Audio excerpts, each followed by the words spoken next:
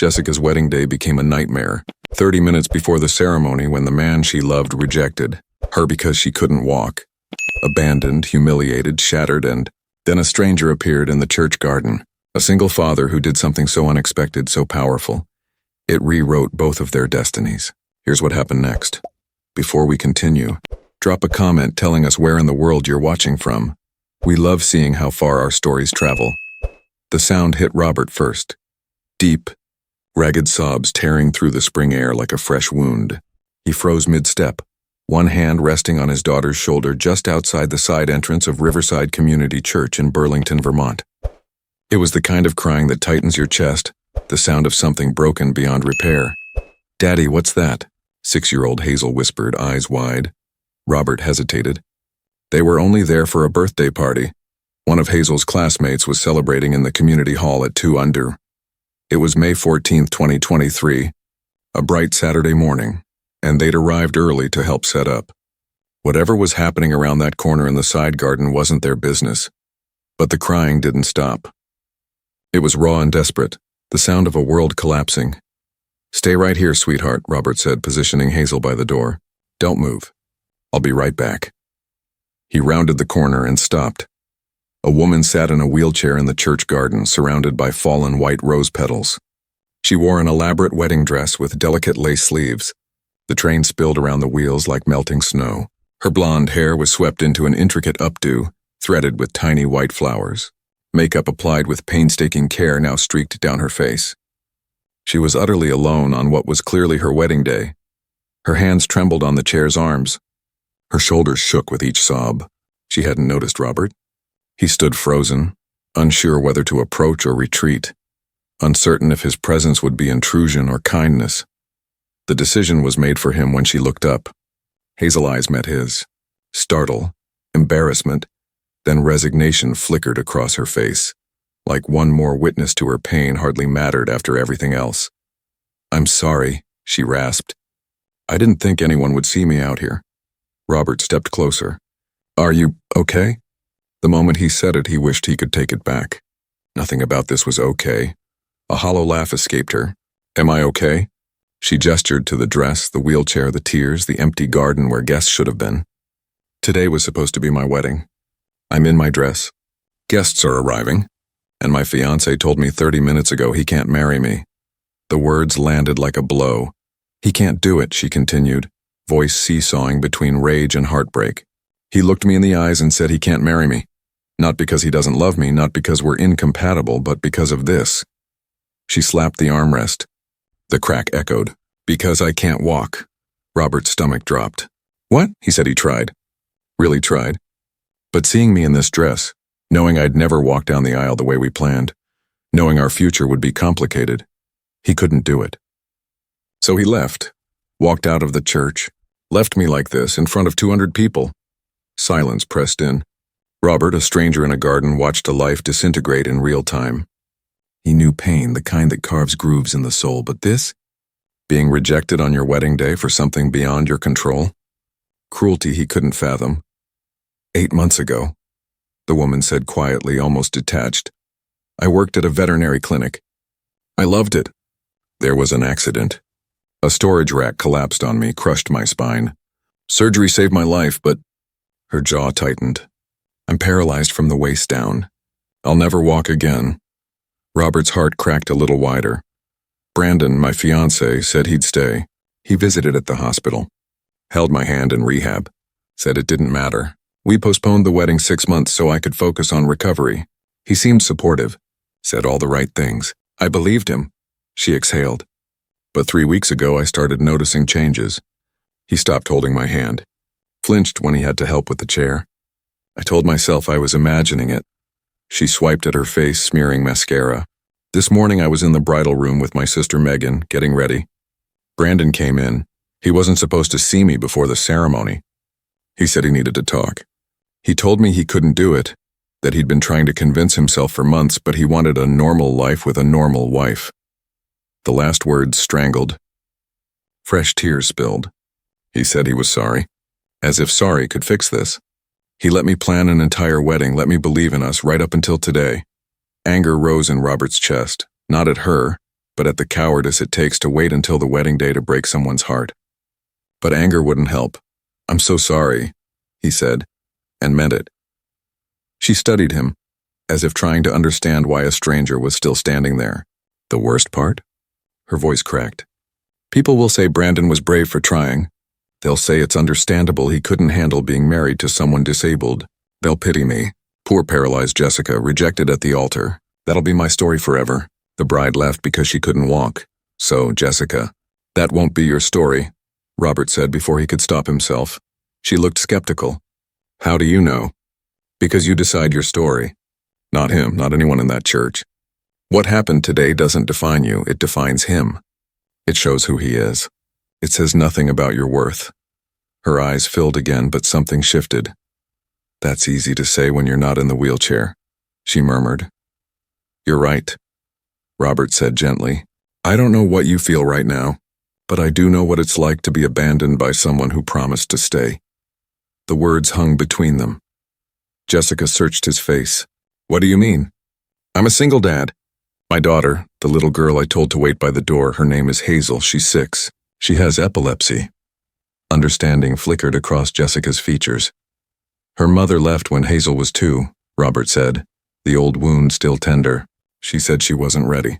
Couldn't handle the seizures, hospitals, constant worry. She wanted a different life, and she walked away. From both of us." "I'm sorry," Jessica whispered.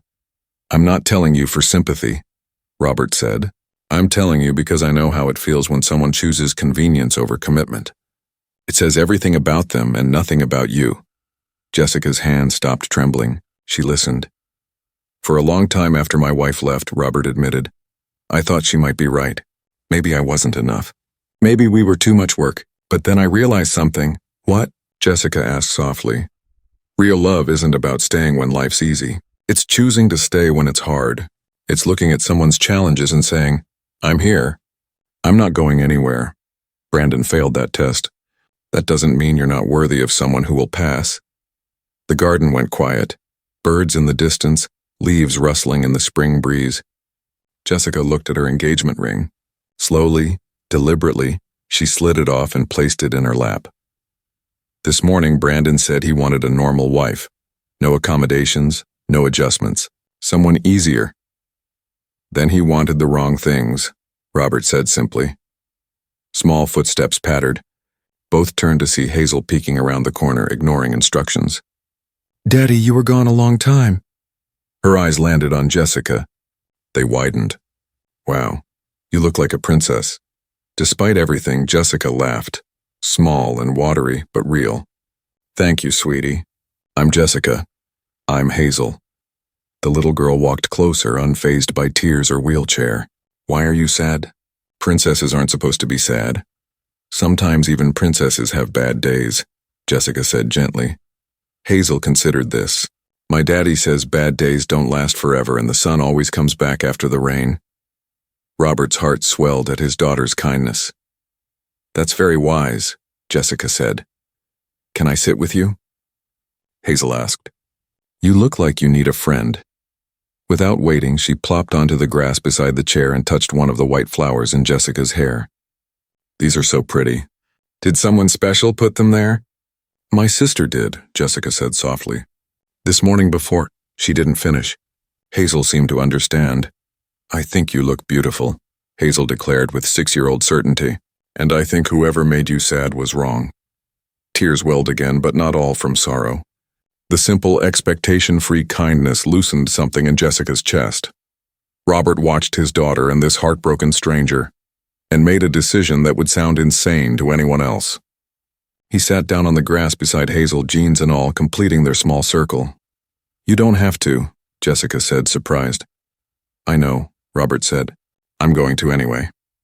So they sat there in the church garden on what should have been Jessica's wedding day. Sunlight filtered through trees. Rose petals lay like fallen snow, and for the first time since Brandon walked out, Jessica didn't feel completely alone. "What's your favorite animal?" Hazel asked, bright and curious. Jessica blinked, caught off guard. "I actually work with animals, or I did before the accident. I'm a veterinary assistant." "Really?" Hazel lit up. "Do you like dogs? We have a dog named Biscuit. He's old and sleeps a lot, but he's nice. I love dogs, Jessica said, and for the first time that morning her smile reached her eyes. Maybe you could meet Biscuit sometime, Hazel said matter-of-factly. He makes people feel better when they're sad. Daddy says that's his superpower. Robert and Jessica met eyes over Hazel's head. Something passed between them.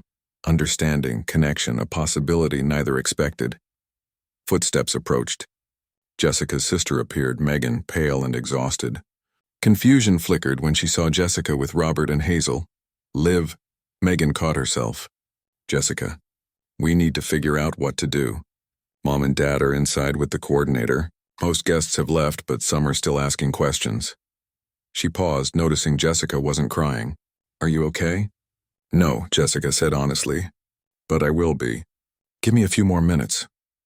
Megan glanced at Robert and Hazel, wary, then softened at Robert's reassuring nod. A few minutes, she agreed. Then we'll get you out of the dress and go home. After she left, Hazel brightened. You know what? We should have a party right here. A happy party to fix the sad one. Hazel, Robert started. Actually, Jessica said, that sounds perfect. Beaming, Hazel began gathering rose petals into a little pile. These can be decorations. Daddy, you have your phone, right? Can we play music? Robert pulled out his phone. What kind of music do princesses like? Jessica laughed, genuinely. I haven't been asked that in a long time. Then it's about time, Robert said, pressing play.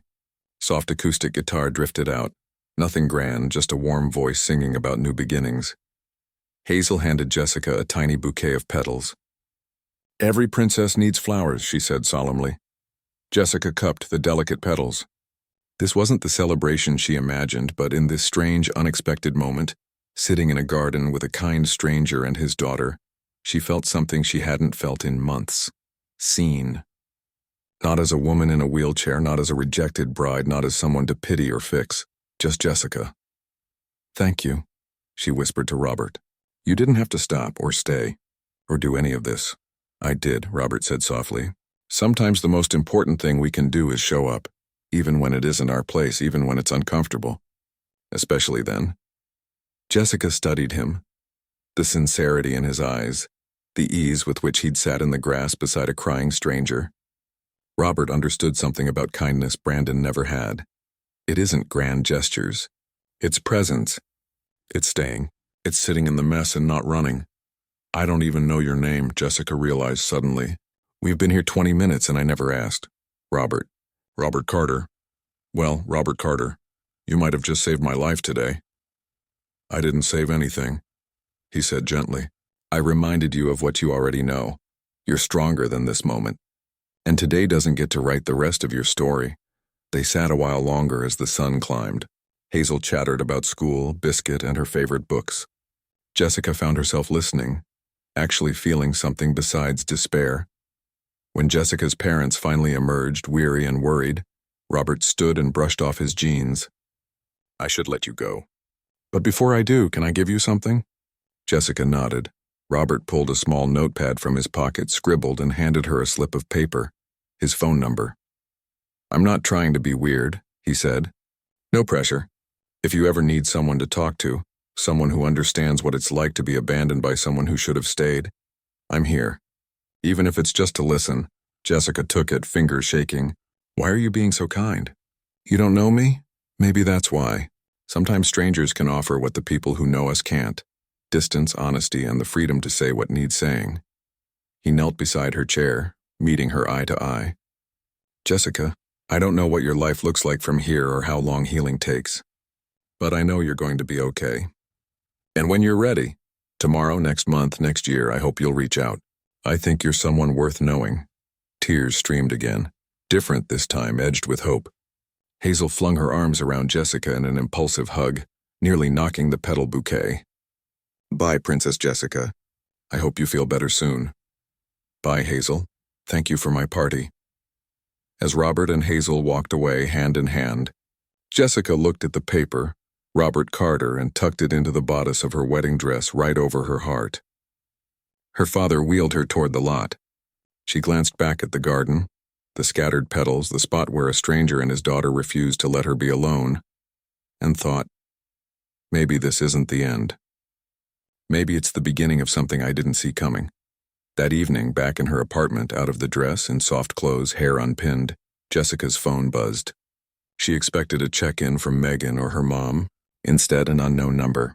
"Hi, Jessica. It's Robert. Just wanted to make sure you got home okay. No need to respond if you're not up for it. Just wanted you to know someone's thinking of you." Jessica stared at the message. Her first instinct was to ignore it, throw the phone, crawl into bed, disappear. But she remembered Robert sitting in the grass, the respect in his eyes, and Hazel declaring she looked like a princess. Her fingers moved. "I'm home. Thank you for today, for stopping, for staying. It meant more than you know. 3 minutes later, I'm glad. And I meant what I said. If you need to talk, I'm here. No expectations. Just a friend who gets it. A friend. When was the last time someone offered that without asking for anything? I might take you up on that," she typed. "Fair warning. I'm kind of a mess right now, aren't we all?" He replied. "Get some rest, Jessica. Tomorrow is a new day." She set the phone down. The wedding that wasn't was over. And somehow, impossibly, a spark flickered in her chest. Not happiness, not yet. But maybe hope. The days that followed were brutal. Jessica returned wedding gifts, fielded calls from relatives, endured pitying looks from neighbors who'd seen the morning's decorations and drawn their conclusions. Brandon sent one text, "I'm sorry. I hope you understand." She didn't answer. What was there to say? Instead, she deleted his number and blocked him everywhere. Through it all, Robert texted, not constantly, not intrusively, just there. "How are you today? Saw a dog that looked like it had opinions. Made me think of your vet work. Hazel wants to know if you're feeling better. She drew you a picture. Can I send it?" Each message was a lifeline, a reminder she was more than a tragic wedding story. By day 5, Jessica found herself looking forward to his texts. They talked more. About everything but Brandon. Books, movies, single parenthood, physical therapy, the small joys that survive dark days. Robert told her about Hazel's school project, a get-well card for someone she barely knew but already cared about. Jessica told him about therapy sessions, the anger, the days she wanted to scream or disappear. Robert never tried to fix it. He just listened. That was exactly what she needed. 2 weeks after the garden, a different message arrived. "Hazel has a school art show Friday. Nothing fancy. She asked if you'd come. No pressure, but I promised to ask." Jessica stared at the invite. Going out, facing people, it terrified her. But there was something gentle about the invitation. "What time?" She typed Condor PM at the elementary school.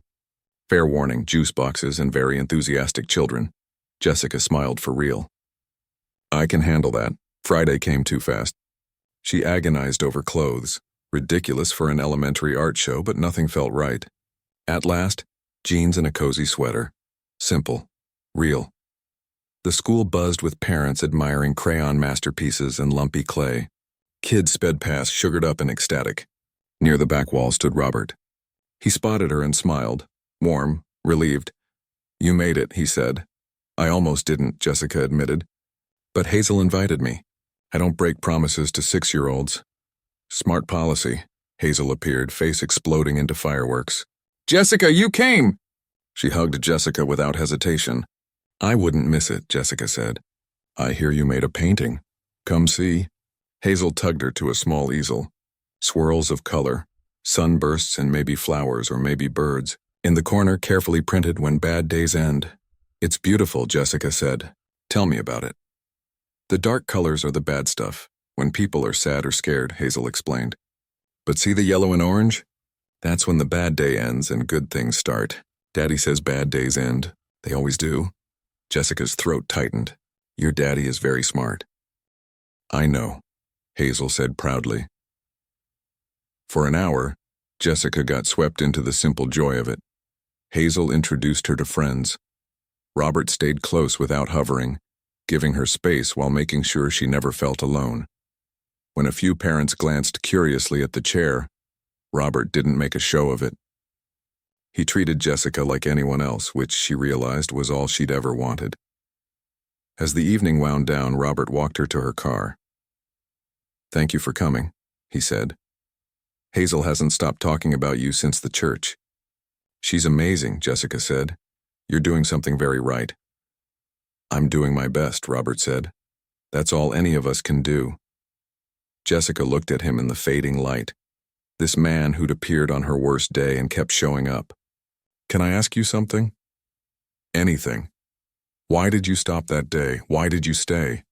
Why are you still here, texting me, inviting me to art shows, being kind to someone you barely know? Robert was quiet, choosing words. Because 4 years ago, when my wife left, I felt like I was drowning while everyone else watched from shore. I promised myself that if I ever saw someone drowning, I wouldn't just watch. I'd reach out, even if I was a stranger, even if it was awkward, because someone should have done that for me. I can't fix my past, but I can show up for someone else's present. Tears gathered. Soft, not sad. You saved me that day, Jessica whispered. You don't think you did, but you did. You saved yourself, Robert said. I just reminded you that you could. Weeks passed. Kindness evolved into friendship. They met for coffee. Hazel often colored at the table while they talked. Jessica shared her pre-accident dreams, opening her own clinic, and fears that those dreams were gone. Robert never suggested the wheelchair made them impossible. Adaptations, he said, not limitations. You find new ways to do what you love. One afternoon, Jessica invited Robert and Hazel to the adaptive animal therapy program, where she'd started volunteering part-time, her first step back into the world she loved. Robert and Hazel arrived with a homemade sign. We're proud of you, Jessica. She cried, happy tears. Watching Robert with the therapy dogs, gentle, patient as he taught Hazel proper handling, Jessica felt something stir she thought was dead. After Brandon, attraction, interest, the flutter of possibility. She pushed it down. Too soon. Too complicated. Friendship mattered too much. 3 months after the garden, Hazel had a seizure late at night. At 2 a.m., Robert called, voice tight with fear. I'm sorry to call so late. It was a bad one. We're at the hospital. She's stable now, but I just needed to hear a friendly voice. I'm on my way, Jessica said. You don't have to. I'm on my way, she repeated. 40 minutes later, she found him in the waiting room, exhausted, hair mussed, eyes shadowed by fear that never fully leaves a parent. She took his hand. She's okay, Robert said, more to convince himself. The doctors say stable, but it was bad, Jessica. For a minute I thought. He couldn't finish. She's here, Jessica said firmly. You're here. That's what matters. She stayed until they were allowed to see Hazel. When dawn broke and Hazel was discharged with instructions to rest and follow up with her neurologist, Robert drove Jessica home. They sat in the car, too tired to move. Thank you, Robert said softly. For showing up, for staying. That's what friends do, Jessica said, and realized friend wasn't the right word anymore. Somewhere between the garden, the art show, and the waiting room, something had shifted. She was falling for Robert Carter, the kind, steady man who'd seen her at her lowest and didn't flinch, who'd welcomed her into his life and his daughters without hesitation. And it terrified her. What if she wasn't enough? What if, like Brandon, Robert decided life with someone in a wheelchair was too hard? What if she opened her heart and it broke again? Time moved forward. They talked daily, saw each other several times a week. Hazel started calling Jessica her bonus friend. The three of them fell into a rhythm that felt alarmingly like family. Jessica kept her feelings locked behind walls built by Brandon's abandonment, until one crisp Saturday changed everything. Robert invited Jessica to the park. It was late autumn now, 6 months since the garden, and the leaves burned red and gold. Hazel collected acorns while Robert and Jessica sat on a bench. Can I ask you something personal? Robert said. Jessica's stomach flipped. Okay. That day at the church, he said carefully. You were at your lowest. Now you're volunteering, smiling, living. How did you do it? Jessica thought. Honestly? You? Me? He asked, surprised.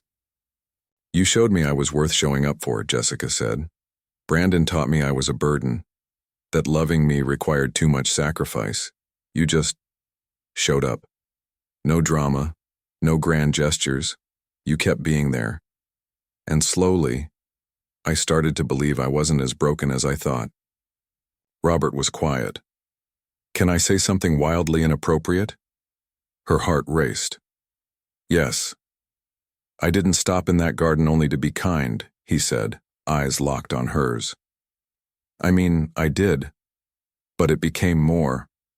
Over these months, getting to know you, seeing who you are when you're not in crisis, I realized something. What? She whispered. I'm falling in love with you. The world tilted. I know it might be too much, too soon, he rushed on. You're still healing from what Brandon did. This is complicated. But I had to tell you, because I don't want to be just your friend anymore. I want more. And I need to know if that's possible or if I should. Jessica kissed him. She'd never been particularly bold, but fear and what-ifs shrank beside what felt true. She leaned in and kissed Robert Carter with everything she had. When they pulled apart, breathless, she laughed. Pure joy. Yes, it's possible. Yes, I'm falling for you too. Yes to all of it. Robert's smile could have lit the park. Hazel ran up then, waving a giant acorn. Look what I found. It's... She stopped, noticing their faces. Why are you both smiling so big? Because, Robert said, pulling her into a hug while keeping one hand entwined with Jessica's. Today is a very good day. Finally, Hazel exclaimed. I've been waiting forever for you two to kiss. They laughed. Jessica felt something she hadn't felt in almost a year. Complete. The months that followed weren't perfect. Jessica still had hard days. Haunted by the wedding that wasn't, struggling with changed realities, ambushed by doubt. Robert was there always. He adapted his car so transferring from her chair was easier. Not because she asked, but because he paid attention. He learned about spinal cord injuries, accessibility, how to support without condescension. He introduced her to his family as his girlfriend, proudly. After brutal PT sessions, he appeared with takeout and terrible movies, understanding that sometimes love looks like quiet company. Jessica was there for Robert. When work piled up, she listened. When Hazel's seizures scared him, she reminded him of his strength. When he doubted himself as a single parent, she showed him all the ways he was succeeding. They built a life, slowly, authentically. A year after the garden, Robert took Jessica back to Riverside Community Church. She was nervous. The place held painful memories, dress, tears, humiliation. But Robert asked her to trust him. They arrived in late afternoon, sunlight filtering through the trees just like that devastating May day. Robert wheeled Jessica into the side garden and her breath caught. White roses, dozens. Robert, what? He knelt beside her, eye level, and took her hands. Jessica, a year ago I found you here on what felt like the worst day of your life. I've watched you turn pain into strength, reclaim your dreams, rebuild your confidence, show me what courage looks like. You've shown Hazel resilience. You've shown me what it is to be truly seen and accepted. The right person doesn't see obstacles, they see opportunities to love better. He pulled out a small velvet box. The first wedding dress you wore was meant for the wrong person. I'm not trying to erase that day, but I want to give you a better memory. One where someone kneels not out of nobility or settling, but because he can't imagine life without you. He opened the box. Simple, beautiful ring. Jessica, will you marry me? At that moment, Hazel popped out from behind a tree with a sign. Will you be my bonus mom? Jessica sobbed, full body, overwhelming joy. Yes, she gasped. Yes, 1,000 times yes. Robert slipped the ring on her finger. Hazel barreled into them, arms around both in a hug that felt like home. We love you, Jessica, Robert whispered. Exactly as you are, always. 3 months later, they married at Riverside Community Church in a small, intimate ceremony. Jessica wore a simple white dress, nothing like the elaborate gown from a year before. She rolled herself down the aisle, no one giving her away because she gave herself freely, fully. Robert waited at the altar, Hazel in a yellow dress beside him holding a tiny bouquet. When Jessica reached them, Robert knelt.